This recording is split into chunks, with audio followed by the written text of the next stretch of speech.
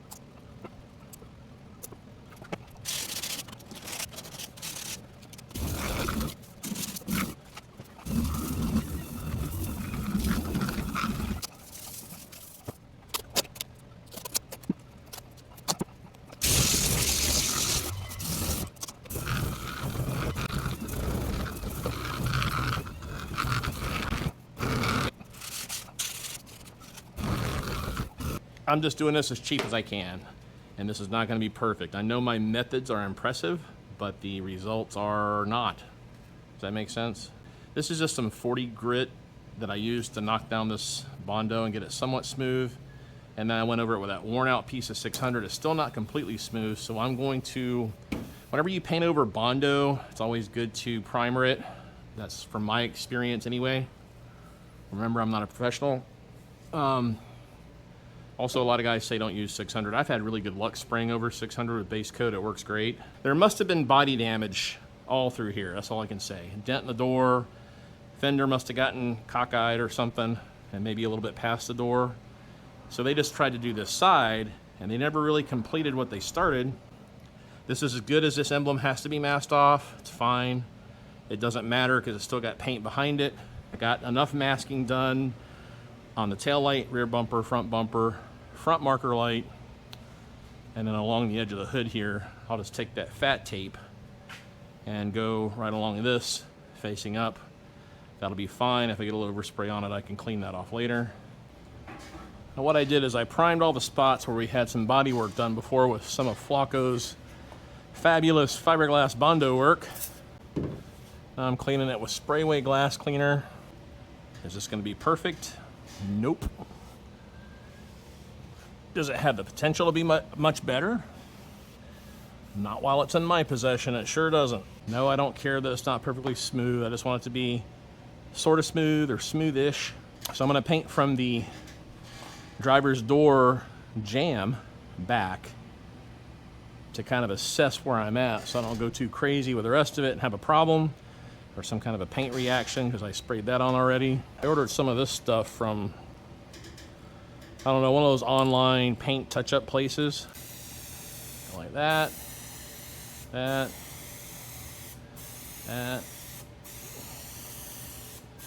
Kind of overlap it a little bit. First coat needs to be really light.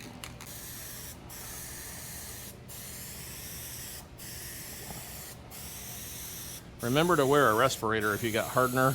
This doesn't. And as you can clearly see, the texture looks horrible because I didn't sand it enough. Felt smooth with my hand, but you can see it's horrible. And we'll do the same thing. Keep your hand a consistent distance from the surface.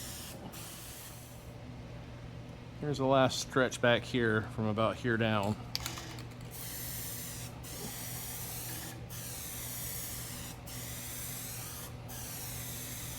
And on this one, I'm kind of contouring with the body panel. No particular reason, it just looks really cool. See, that method proved to be the best result, really, if I would have sanded it better. Okay, it's been 5 minutes. For my second coat, I'm gonna do the primered spots first. Like just do a dedicated second coat on those. So we'll start here.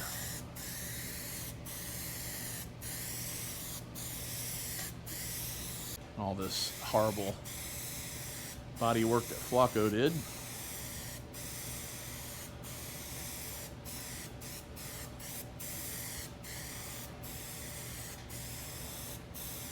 On your second coat, you can go a little bit heavier. Won't hurt anything.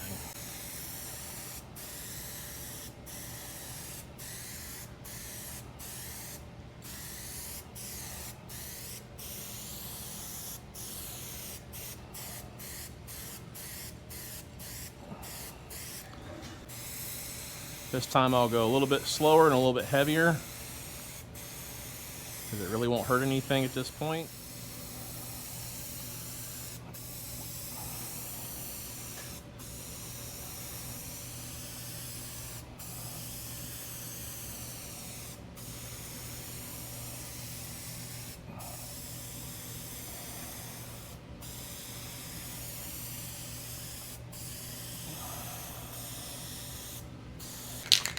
If you got any bugs in the paint, just squirt them extra heavy with paint. You can sand them out later. I'll let my paint kind of cure for about 20 minutes or so and kind of do a final judgment with a bright LED light. And if it looks good, I'm just gonna carry on with the rest of it the same exact way. Clean it with the sprayway, spray it with the paint. Same exact long, boring, miserable process. 24 hours later, and here we go with what I've done so far. I want you to keep in mind, I also spent, I don't know how many hours getting all that old masking tape off, and you can still see little bits of it there. Never, ever, ever let masking tape bake out in the sun, because you'll never truly get it all out. When this car gets crushed, you can see it in the little cracks right there. When this car gets crushed someday, they will find bits of this stuff in the crusher, I'm convinced. And Flacco did that, and he didn't do as I instructed him to. So he will not be getting a very good gift in his Navidad card this year. It clearly looks way, way, way better. I kind of didn't pay enough attention to this right here. Oops. But I don't really care because this gives the car an authentic Survivor look. I kind of thought when I was doing this hardtop, vinyl hardtop look, I meant to go like this, and I had some kind of a mini stroke or something that day, I guess, because it would look better swept out like this. Probably more correct. This car's got like, it looks like 3 or 4 colors total. So it's just going to have to be what it is. This is where I was sampling some other colors. I still have fleas jumping on me. It's amazing how resilient fleas are. And I think I know why fleas are jumping on me, because I opened this door. Probably lots of fleas still living in there. I couldn't find any more Arizona beige, so I went to O'Reilly's and bought this. I don't know what that says, because I don't have my reading glasses on. As part of my ongoing battle with the fleas, kind of getting sidetracked here. This is my fantik sprayer. This has not water and soap in it, it's got flea spray. This is another great tool, and I'm really surprised at how well it works. I'm just gonna soak this car down one more time.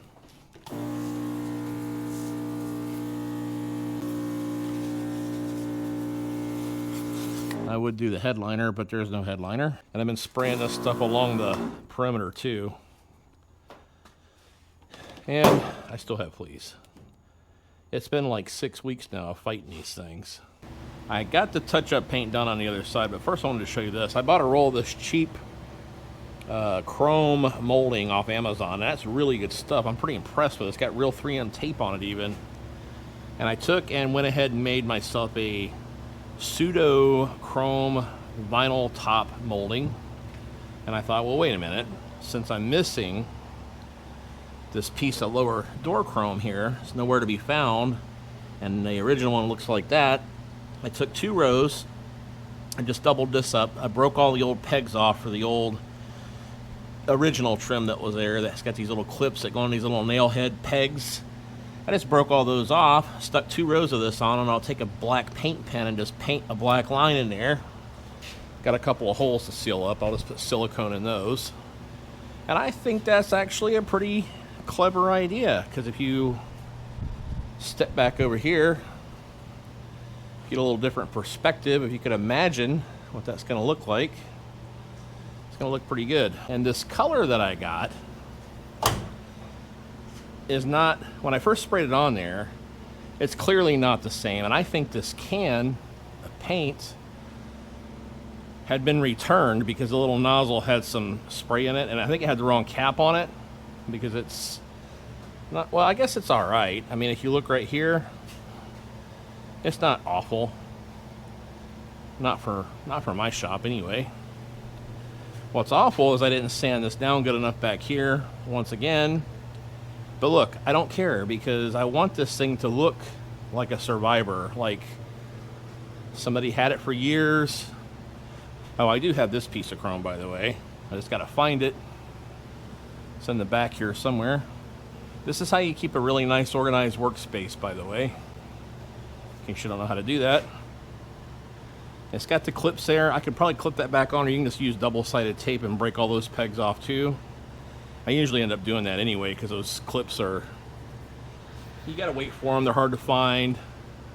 They're not the most reliable thing in the world. So if you just you take the plastics off, break the nails off the door or off the metal, you can just double-sided tape it where you want and make it look really good. All right, a few days later, I've got some updates. It's been really slow going because of the unbelievable heat we've had here in Florida, which I'm telling you, I've lived here my entire life. I've never felt anything like it. It's like we're in a big microwave. It really sucks. My buddy Steve came over, checked this thing out. He seems pretty happy about it, but I got to get it running and driving. Since the last time we talked, I got the paint touched up more. I went ahead and filled in the gap here with, I didn't buy another can of bed liner. I just used some rubberized undercoating and then blobbed it with a rag. And then I painted it with trim black. And you can't even hardly tell it's not bed liner. In fact, I'm kind of thinking spray bed liner might be rubberized undercoating with trim black paint mixed with it. I also ended up using that chrome Amazon stuff to fill in. This piece of chrome here was completely gone and missing. So I just built up a base with it and then used this stuff, and you can barely tell that this isn't, I mean, it's really pretty impressive for a guy like me. This is what it used to look like, pot metal stuff. Now it looks like this. Looks way better. I went ahead and took the same stuff and duplicated that chrome there that was missing, and I broke the nails off the side of the body right there and double-sided taped that back on. If that ever comes off, it'll probably take half the quarter panel with it. So the next thing we're going to do is bolt the seat down. The seat supports under the floorboard were still fairly solid. They're not perfect, but I can always brace those from underneath if necessary, but I don't think it's going to be. Here's our seat bracket here, and there's a couple of screws that Flacco put in there to identify where they would go. Still wet in here from the bug spray I've been using. I'm sure that's toxic. So I'm going to yank the screw out of there, and then all you need, a lot of people make a big deal out of this, you got to get a red hot poker and poke it through the carpet. No, you don't. Just take a step drill and get the smallest ones they make. I think this one's from Harbor Freight. And when you drill through your carpet and your steel, this will not unravel the carpet. It'll just cut through it pretty clean, and it's a lot easier and safer than using one of those torched hot rod deals. Okay, I was able to mark my spot right there. There it goes, all the way through. Far down as it'll go a couple times. And other than that little bit of fuzz, it doesn't like unravel the whole carpet and destroy everything. So I'll set this seat back over that hole if I can. Line it up with my screwdriver. Like that. And then I'll force a bolt down in there and bolt her down. This is a major pain, by the way, because you got to lay under the car and get a nut started and washers and all that. Come up here and drive it down with an impact driver, but that seems to be the best way to do it. Okay, another couple days later, I finally got the seat bolted in, and in the process of that, I noticed that Flacco put the carpet in backwards, but we just went ahead and went with that.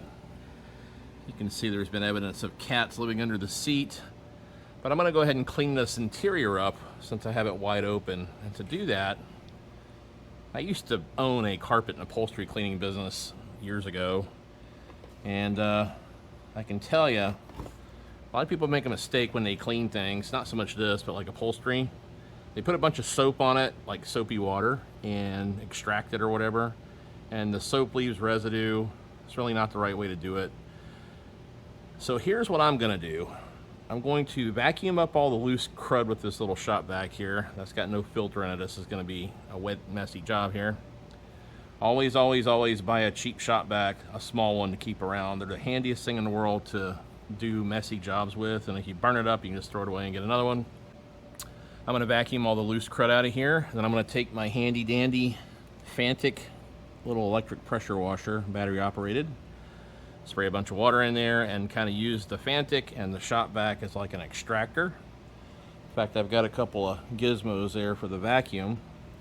And then for anything that needs to be actually cleaned, coil cleaner for air conditioning will clean almost anything. So this is no rinse coil cleaner here. So if you spray it like on this door panel a little bit, and take a scrub brush Just scrub it a teeny bit. And I don't have a rag with me because I'm stupid. I'll wipe that off. With a rag, I might spray it with the water and maybe do it twice. It does a pretty good job because coil cleaner has to clean like disgusting bio-growthy things and all that. And then if you use one of these little pressure washers, you don't make a huge mess doing stuff like this. Or you can steam clean it or whatever you want to do. One of those steamer dubers. I'm not a professional detailer either.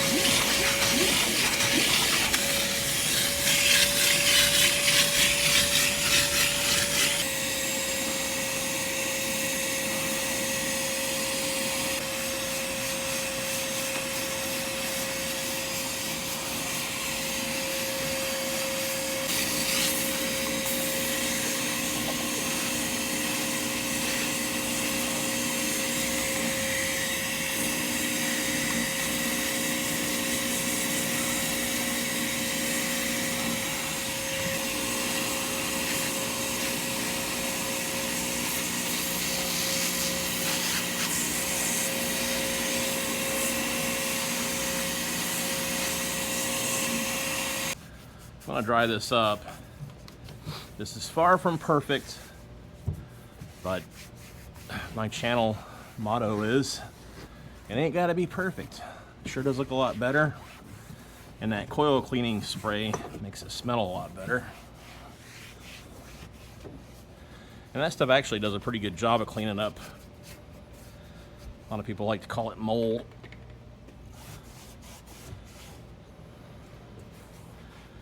In the industry, you're supposed to call it bio-growth, because we ain't no biologist. That door panel actually isn't in bad shape at all. All the little chromey tape's coming off, but that's normal. The dash looks pretty decent, actually. I've said in another video, probably 2 years ago, on the Monte Carlo video, tire foam will solve lots of problems too.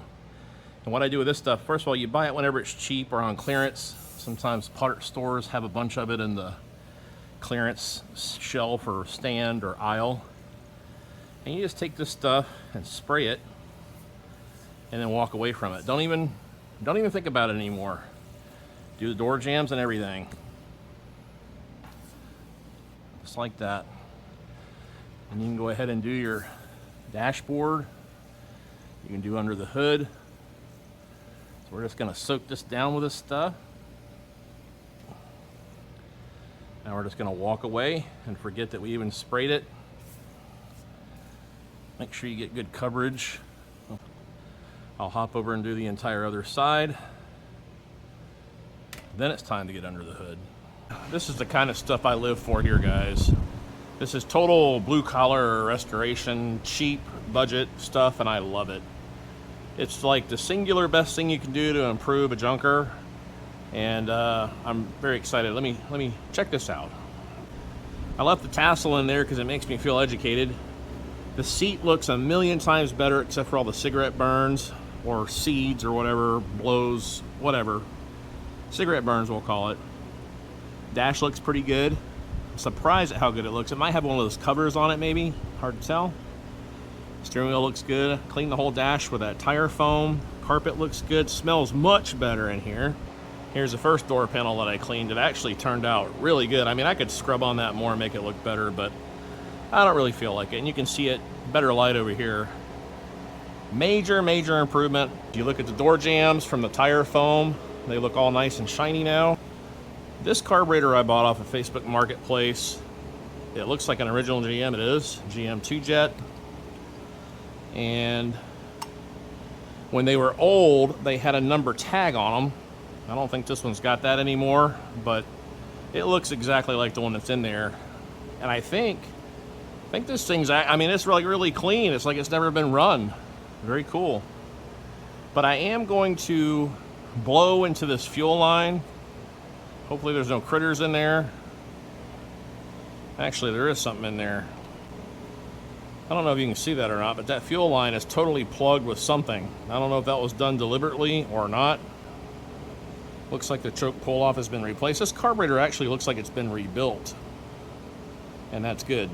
So let me try to clear this line out and see if I can't blow some hot air down in there and test that, or needle and seat rather. So I blew in this line and can't get any cooperation out of the needle and seat, so I'm going to go ahead and just fill this tubing up with some carburetor cleaner and let this thing percolate, maybe upside down for a little while, and see if it'll soak up in there and clean out all the little doodads in there, I guess. Alright, I got the old cruddy carburetor out of here, and as far as the distributor goes, lots of people have lots of different ways of doing this when you swap one out, and the way I remember doing it, I haven't done one in a long time, I figured out where the rotor was in the rotation, the 360 rotation, and it's pointing directly at that rubber grommet going through the firewall. I set the distributor cap back on there, which is going to line the rotor up with that wire right there, that cylinder. I took that wire off, it's right here. I'm going to follow it down and find out what cylinder number it is. On GM small block, 1357 is on the driver's side bank, 2468 is on the passenger side bank. So I'm going to orientate the, is orientate even a word? I'm going to orient, is that, I don't remember how to say that. I'm going to put the distributor back in the way it was, with the rotor poking at the, or pointing at the same exact spot, put that same exact cylinder on there, and then follow the cylinder, or the firing order of 18436572. So if I look at that wire that I took off, this is where I kind of regret having this car up on these big dollies, because I can't reach it. Follow this down here. That looks like it's probably number 5. Okay, so it's number 5. Here's both ends of number 5. The rotor is going to be put back in facing the same grommet, and then when I put it back together, wire number 5 will go on that part of the distributor cap. I think the bolt at the base of the car, of the distributor, is a 9/16. So I'm going to yank the cap off and just set it to the side for now, because you got to have a different style of wires. HEI wires are fatter. This is like a male plug for that style of cap for points. The HEIs have a female, so instead of this having a thing that goes down inside the connectors, it's got a female receptacle to receive the little doober on top of the cap. I'm just setting this up so that this thing is just more turnkey. You don't have to mess around with these stupid points and stuff anymore. This is a coil bracket. Move that to make more space. Okay, here's my old K10 with a spun bearing of some kind. Put my fat boy stool down here and see how many wasps are going to sting me. I found the wasp nest underneath that heat shield or that valve cover. I forgot I left the valve covers completely loose. I also forgot that this HEI distributor has extra doobers on it here. I don't even know if this is going to work now. I'll have to Google it and see. This has got that, I don't know, some kind of fancy spark thing. I didn't get stung though, so that's good. You know, this is a really solid truck. It's a shame I don't have a title for it. I need to probably get rid of this thing. Look at all those wires. Jeez. Electronic spark control. I don't know if that means anything. Could just mean HEI, basically. Let me go see if I can Google this and see if this mess will work. Okay, this is all coming back to me now from, I don't know, 40 years ago working at the parts store and remembering these 5-pin and 4-pin ignition modules. And all this ignition module here does is ground your coil, which is built into the cap right here, right on the top of an HEI distributor cap. And there's a pickup coil in here, or a pickup, some kind of magnetic pickup in here that spins, and it creates a signal to ground the coil, and that's what creates a spark. On this particular truck, this had electronic spark control, ESC, this ignition module is called a DR128. That's one of the part numbers I remember from years ago. Now, I had to go and refresh my memory, of course. These two wires here were supposed to go into this harness. This harness plugged in and went into the cab into an electronic spark control module, which had a knock sensor and all kinds of other stupid things that went with it. Probably worked really well when it was new.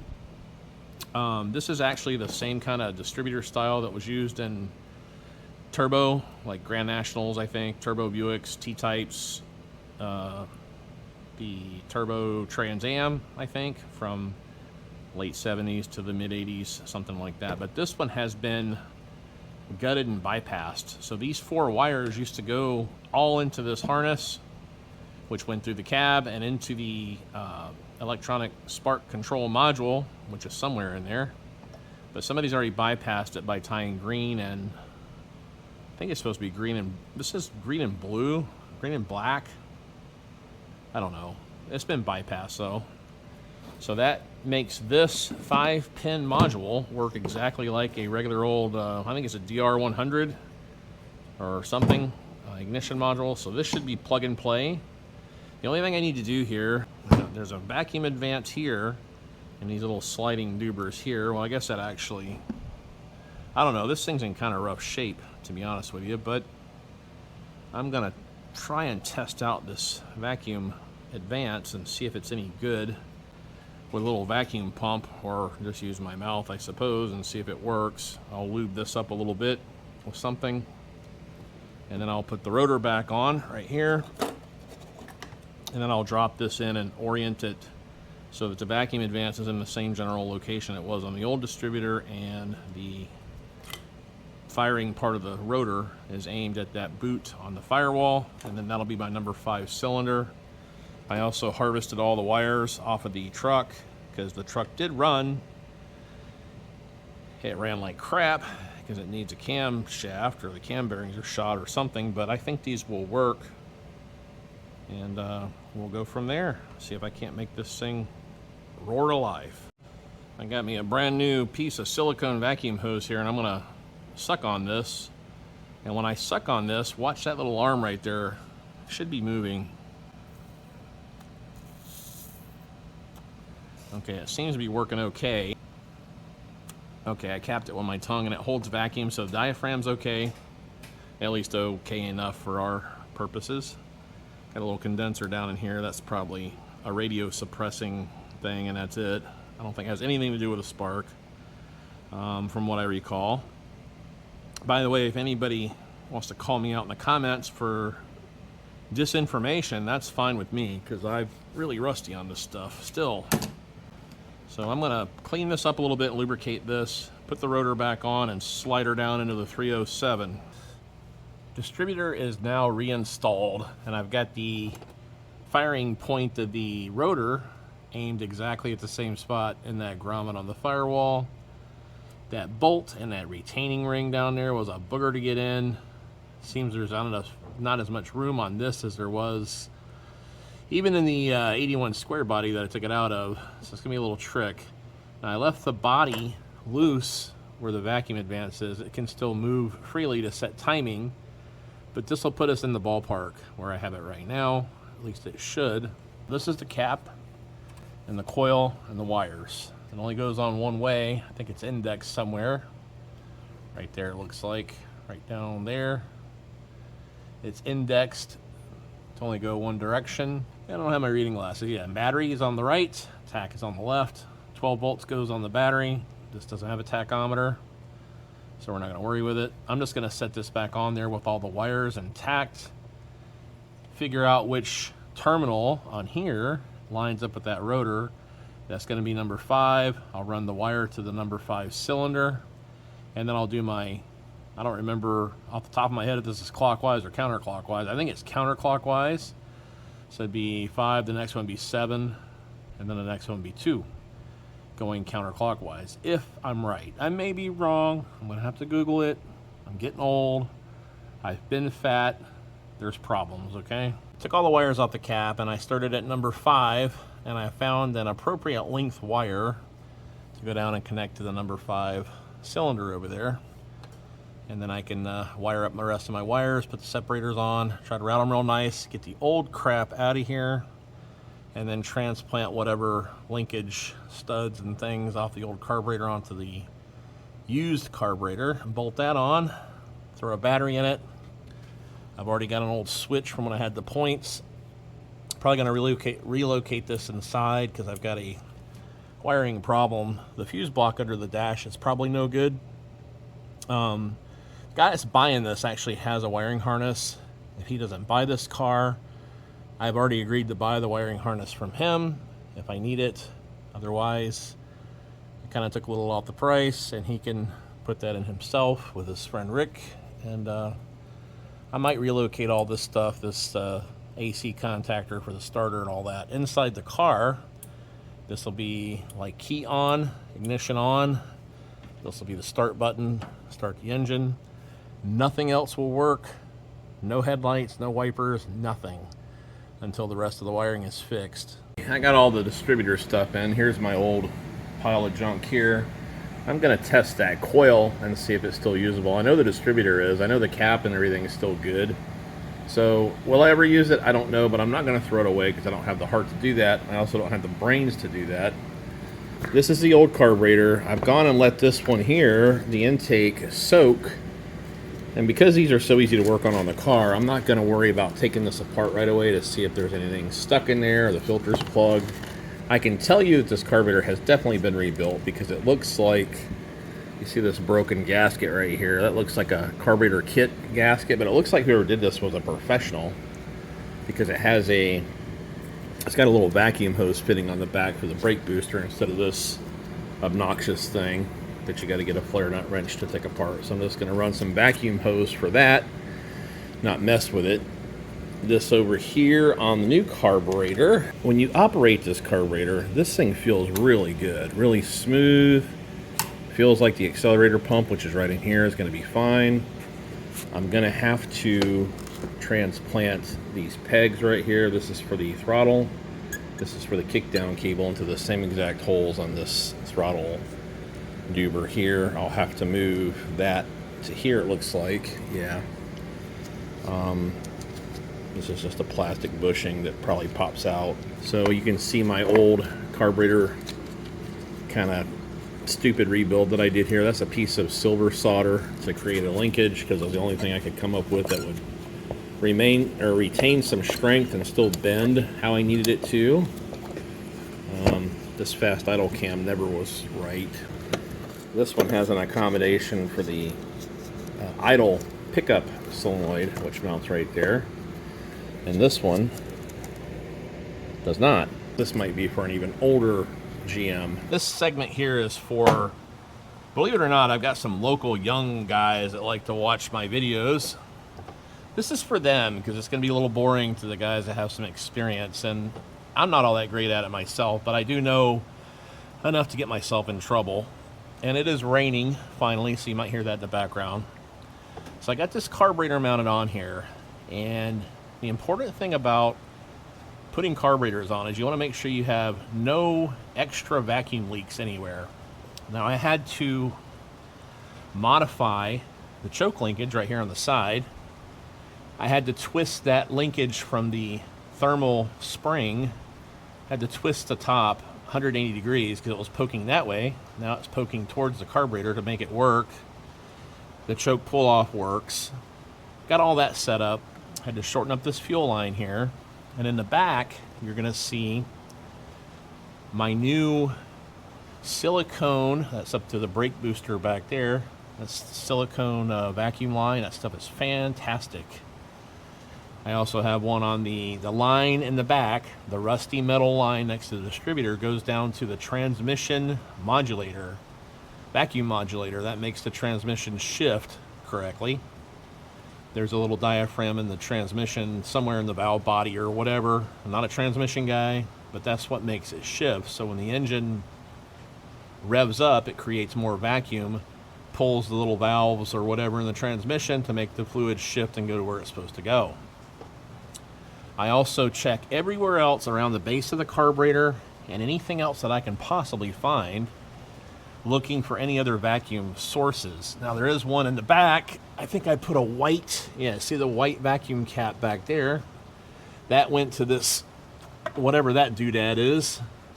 I still don't know exactly what those are. I think it was an early emissions something or other. This metal line here goes to the vacuum advance on the side of the distributor, which works good, as I demonstrated. Got all the spark plug wires routed properly away from the exhaust. I double checked on both sides. You want to keep them in these keepers or these separators, like right on top right there. And then you've got extra right there, some right there. Whenever spark plug wires come with those, or you can buy them, you know, extra, use them when you can. It keeps the wires kind of nice and neat. These aren't really the correct wires for this car, but they look good enough. They'll be fine. I've got my number 5 wires lined up with the rotor. Should be right on about where it's at right there. I left this base loose right here so I can turn this. That's how you set your timing, just like that. So I'm going to do that shortly, I hope. This is some extra carburetor parts that I had off the old carburetor and a vacuum T, Y, whatever that is, to get all that set up. And then as I was looking around the vacuum system, I always plug off, even if they're not seemingly important, and this one could have been a leak because that's like a diaphragm there. I just went ahead and capped that off because these vacuum lines go ultimately into the manifold. If you have vacuum leaks at your manifold, you cannot get your carburation correct. It's virtually impossible to get it idle correctly and even start half the time. Now I think after I did all that work with the choke linkage, you can see that the choke right here is closed. When this spring heats up, it contracts and opens the choke. So this is actually looking like it's operating exactly as it should. When you get in the car to start it, old cars they always said, get in it and put it down to the floor one time, pump it one time. When you do that, it usually sets that choke, and then it'll set the fast idle screw. So when you start it, the choke chokes, it heats up, the spring backs it off, and then it runs on the fast idle cam until you start driving the car, rev it a few times, and then the fast idle cam clicks to where it would normally be, so it runs normally. Now I don't know anything about this carburetor. It may not even work. It might be plugged up, but it just looks so good, I decided to go ahead and just send it basically. But the first thing I'm going to do is vacuum out this battery tray and all these leaves. That's obviously from some kind of a critter nest. And then I'm going to start turning the engine over with the battery with my starter button contactor over there to see if I've got any fuel coming up here again. I want this car to run, and I want it to run decent. I don't want it to be, I mean, because this engine is good. I can just tell by the way it runs, it's a good engine. It's probably had work done to it. It's been, you know, valve covers are painted. It's probably had a valve job or something in the past. That wasn't all that uncommon back then. All right, I went and got my universal battery out of the back of my Excursion. Always, always, always make sure you turn the ignition switch off just in case, and put it in park just in case. Now everything is as it was the last time I had this thing running, so I should be able to, hopefully this doesn't have 12 volts to it. I'm just gonna put that somewhere kind of safe in case I forgot to turn the switch off. That'll work. It's good enough for what we're doing here. If I push this contactor, it should spin over. Now what I'm doing now is I'm gonna spin it over a little bit and then hit the throttle on the carburetor and see if I hear the accelerator pump injecting fuel. Uh-oh. Well, that was a bad thing. Basically what happened is the clamp around the base of the distributor wasn't lined up properly, so when I turned it over, it pushed the distributor up out of the gear, the cam gear that drives it. So I'm sure my timing is totally off now. Now I have to take the number 1 cylinder out and turn the engine over until it's at top dead center. Hope to God I can see some kind of a mark down on the harmonic balancer, and then line the distributor back up so it's at number 1. Now it may not be off, but I'm pretty sure it is. You try to take shortcuts, You can't see, like me, without reading glasses, and you have problems. Day in the life of Grease Belly Garage. I finally got the number one spark plug out. I'm going to stick my finger in there and jam this contactor at the same time. Now bear in mind, when you take a spark plug, the number one spark plug out of one of these cars, you have to have the exact perfect combination of ratchet and spark plug socket, or it's going to hit the upper control arm. And I ended up having to go in my old toolbox and find this flex head ratchet. That's the only thing I could get in there to fit correctly. So Chevys are great to work on, but every once in a while there's one little stupid thing like that that will inspire major profanity. I also found an old exhaust gasket chunk down there. So the heads and or at least the exhaust manifolds have been off of this before, probably the heads, I would suspect.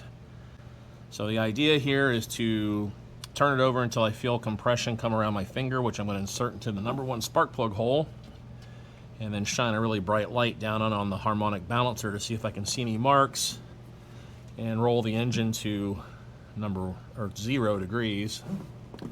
Then I'll line up the rotor again, or check and see if it's on number one. The number one plug at this point is this wire right here, just to the left of the power feed to the coil.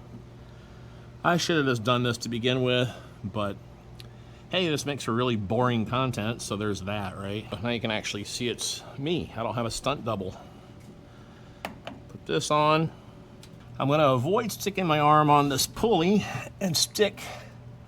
Now remember, there's no power going anywhere but to the starter. Okay, that was compression. Right there, okay. Now I'll shine a really bright light down in there and see if I can see any marks, and I can. Wow. Then I'll take the cap back off and see where my rotor is, or as the old timers would call it, the rotor button. So next day, again, I had some of the best cinematography I've ever shot in my life done last night about this car, and I downloaded it from my GoPro, then found out the darn microphone wasn't turned on the whole time. So we're gonna kind of fast forward here a little bit and walk you through our progress hence far. I had a fuel leak on that fitting right there. I tightened that up. Carburetor quit leaking gas. The distributor wasn't seated properly, so to overcome that, I did what you're never supposed to do. Don't do this. I did it because I didn't care. And I was in the middle of one of my other hissy fits about fleas. I went ahead and hit my starter button and lightly pushed on top of the distributor until I felt it click down on top of the oil pump shaft. I think it's all going to be fine. There was only one loud pop, but I think it was pretty harmless. And I double checked a few things, and this is where we left off. Now, before I show you the next step, I've been picking these up. I can't remember where, but I think I got this at the HVAC supply. It's like a little fire extinguisher in a can. My dad's got me all paranoid about fires and stuff these days because he's always very concerned about things like that. So now that I've got my termite-infested garage kind of set up the way I like it, I don't want to burn it down right away, so I'm going to keep this thing handy. I was getting a little too lazy to go out back and cut the harness off of the square body, so I decided to straight wire the coil. So this wire is connected to the 12 volt of the coil, which I'm going to put right here. Hook the negative back up. Now this thing should fire up, okay? I already know that it runs, but you guys haven't seen it yet, so we're just going to go for it. Now there's a major vacuum leak somewhere is what I hear, but I cannot find it.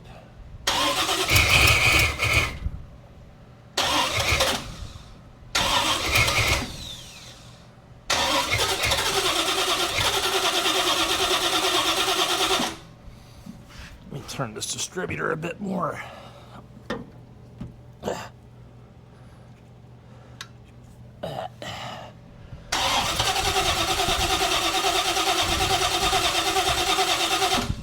Too far off now. Back a little bit.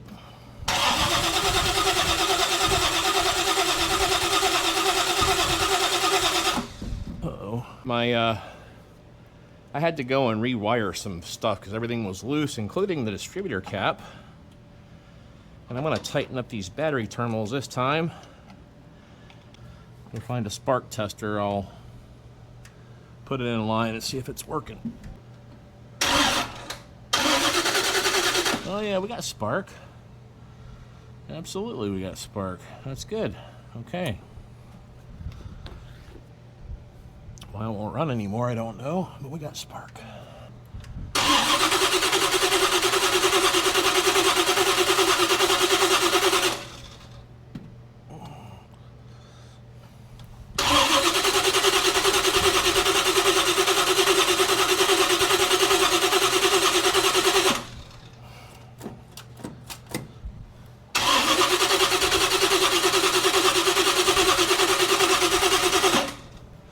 Try some of this gum out with starting fluid. And it seems like I smell plenty of gas, but that doesn't mean it's working for me, that's for sure. Okay. Okay, we got a fuel delivery problem.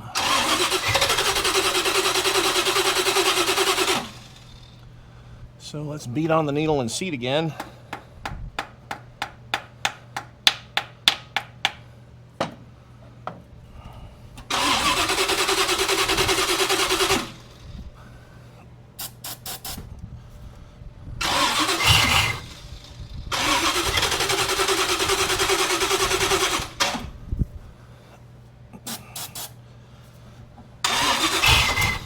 I wish I knew where that...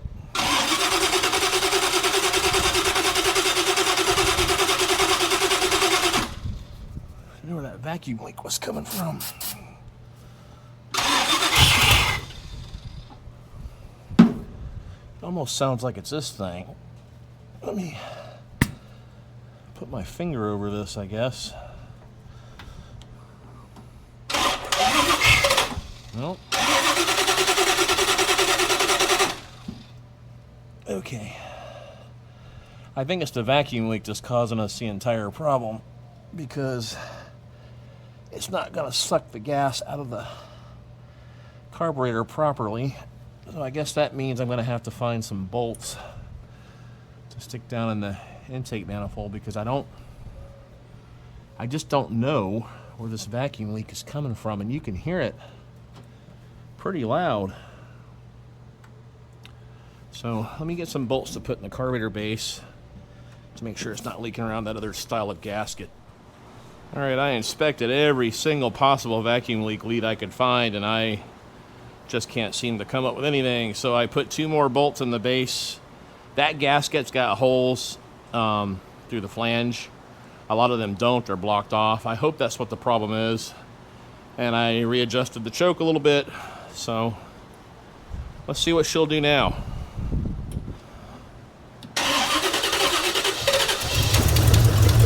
Much better.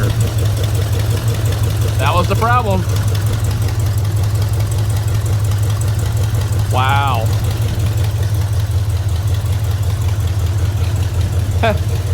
It even idles pretty good. Wowee.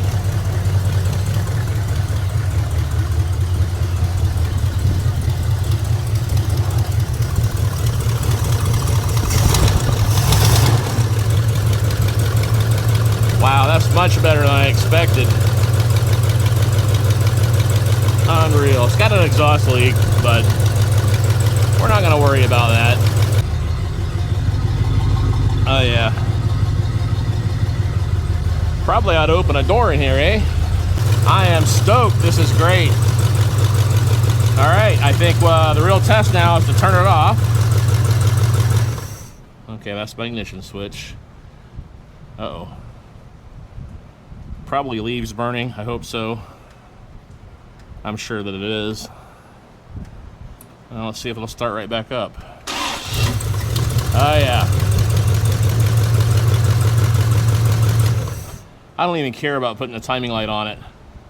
I'm going to just crank that bolt down and leave it right there, because I think it's probably somewhere between 8 and 12 degrees before top dead center. Carburetor seems to work okay. I'm not going to go wailing on it, revving on it too much until I lock down that distributor bolt. So I'm really happy about this. Put it on the ground, fire it back up, and see if we got any gears. This is fantastic news.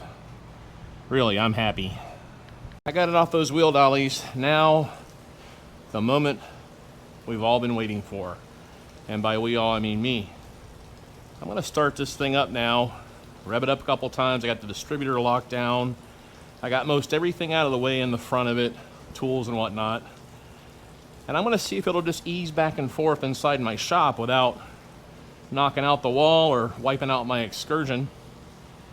I'm gonna have to probably try to reach that switch so I can kill it or slam it in the park.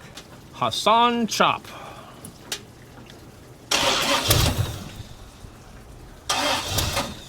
Uh-oh.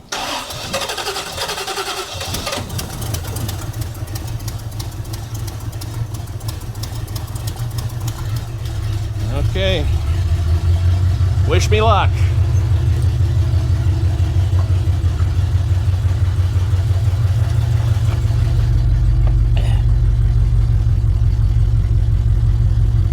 I've even got a little bit of brake pedal here.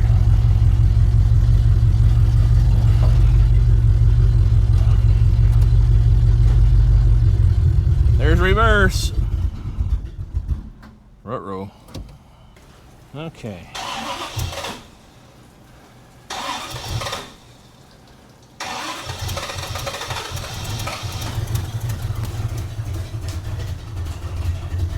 Keep forgetting this thing hadn't been run for a while.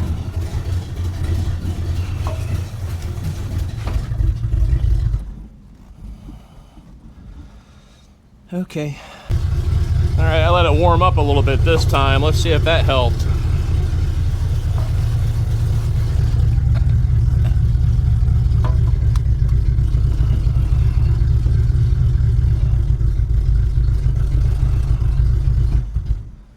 Nope. Gonna have to mess with the timing a little bit. Oh, that may have been too much. Let's see what happens here. Don't run over your stool. All right, fire it up one more time.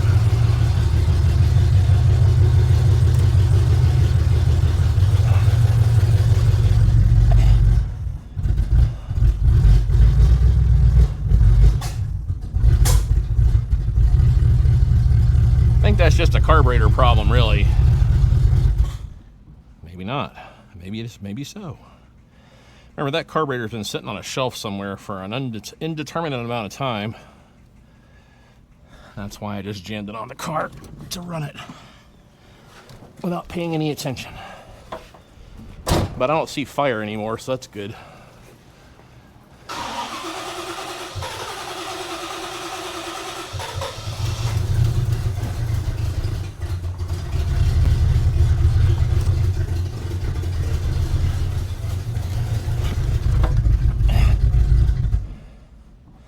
Geez, now it runs worse. You know, it could be that it had trash in it, and the new gas is washing all the trash out of it. So this time I'm gonna loosen the distributor bolt, start it up, and move the distributor like a regular human being would do. Now we're getting somewhere. Let's see here.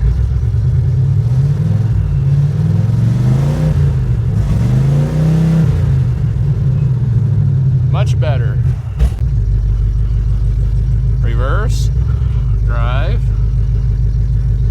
neutral, drive, neutral. The brakes actually kind of sort of work.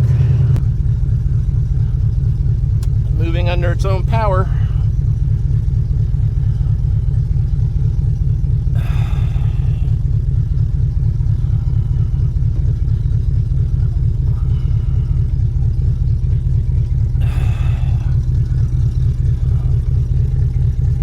Power steering. All the fluid leaked out, I'm sure. Here we go.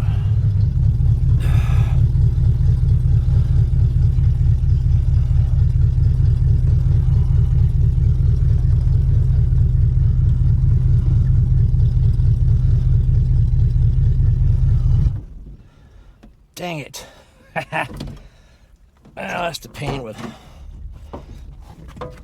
pain with doing stuff halfway, right? Oh.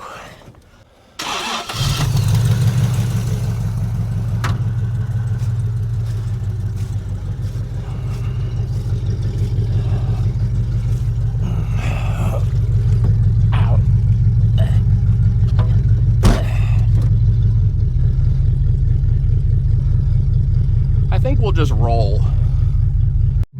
Okay. No lights, no wipers. Oops. It just picked up idle by itself. There we go. That carburetor must be a little screwy here. The brakes do kind of work. It's nice and clean in here. It doesn't stink. That's good, right? It's rainy and steamy and I can't see anything. If I had electrical items like wipers and headlights, I'd probably bleed the brakes and take this for a little bit better spin and maybe end up dialing in the timing better and putting in a new carburetor spring.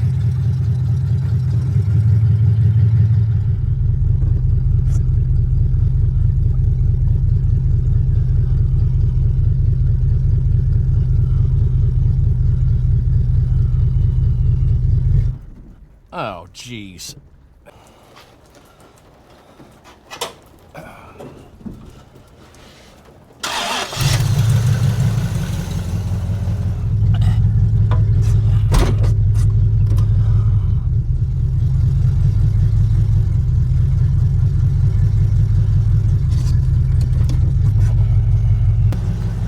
I forgot I had all kind of stuff in the bed and on the roof of the thing, and I drove it in the rain like an idiot.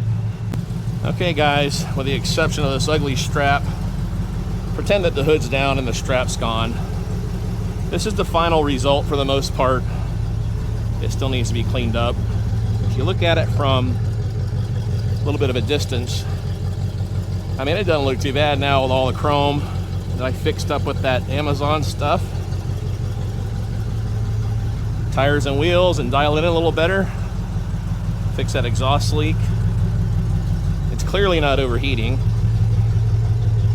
Now, this color here looks dull, but it looks better. And from a glance, you really can't tell it's not the same as the other side.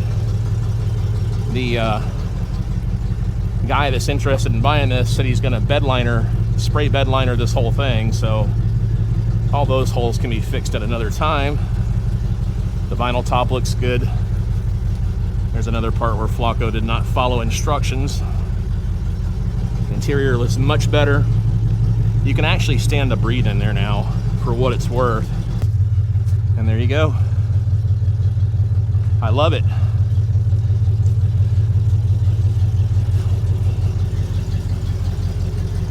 Pretty nice rig. Hopefully Steve's gonna buy it now, or else I did a lot of work for nothing. Time to shut her down. Okay. Good night, little El Camino. You've done good today. Thanks for hanging there with me with this whole video. I know a lot of this stuff's redundant and boring and probably not even done correctly. But remember, I'm a car enthusiast, and I do have a following of younger guys I've discovered, especially locally. So the more I can elaborate on these guys to keep this tradition going, the better. It's a pretty solid car, no matter how short-cutted I've done this work. Somebody's gonna appreciate this car sooner or later. It'd be a really good candidate for LS swapping and all that stuff if you're into that kind of thing. So I appreciate you guys watching. I'd appreciate it also if you'd leave a comment down below, hit that thumbs up, do all the things you're supposed to do, be nice, pay it forward.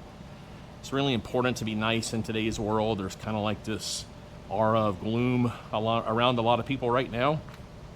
So if they can get some kind of enjoyment out of watching me do stupid stuff like this, I am all that much more excited. I will most certainly, most definitely catch you on the flip side. Thanks for tuning in, Fun Seekers. Make sure you tune in again.